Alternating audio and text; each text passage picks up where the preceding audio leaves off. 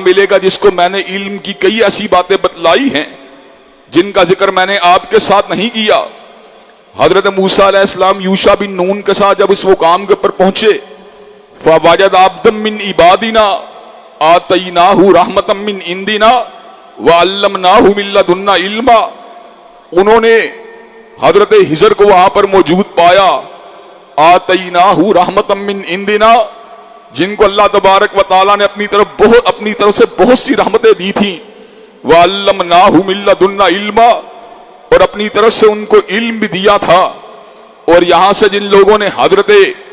ہجر کی ولایت پہ استدلال کیا انہوں نے درست نہیں کیا، اس لیے کہ اولیاء اللہ علم کو براہ راست اللہ سے حاصل نہیں کرتے،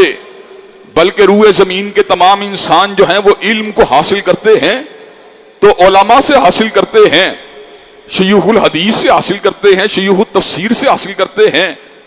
ہم نے علماء سے علم کو حاصل کیا، انہوں نے علماء سے علم کو حاصل کیا، انہوں نے علماء سے علم کو حاصل کیا، انہوں نے ائمہ سے علم کو حاصل کیا، انہوں نے اماموں سے علم کو حاصل کیا، انہوں نے صحابہ سے علم کو حاصل کیا،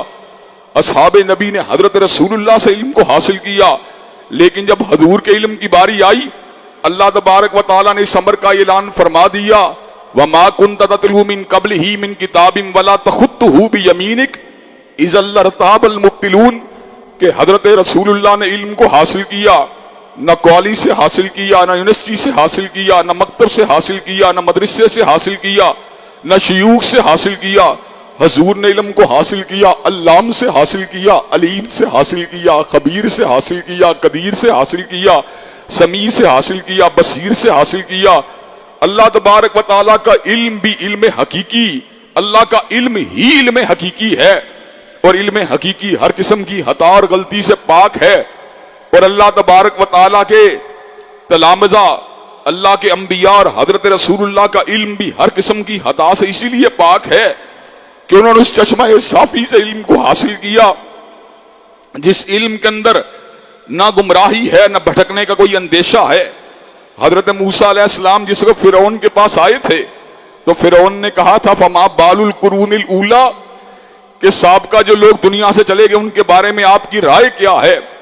تو حضرت موسیٰ علیہ السلام نے جواب دیا، اور بڑا ہی کمال جواب دیا، کہ علمھا عند ربی فی کتاب لا یضل ربی ولا ینسیٰ، ان کا علم پروردگار عالم کے پاس ایک کتاب کے اندر موجود ہے اور میرا رب نہ کبھی بھولا ہے نہ کبھی بھٹکا ہے۔ حضرات گرامی قدر، علم کا یہ سفر آپ کی موت کے دن تک جاری و ساری رہے گا، بشرطے کہ آپ علم کے حصول میں سنجیدہ ہوں۔ آپ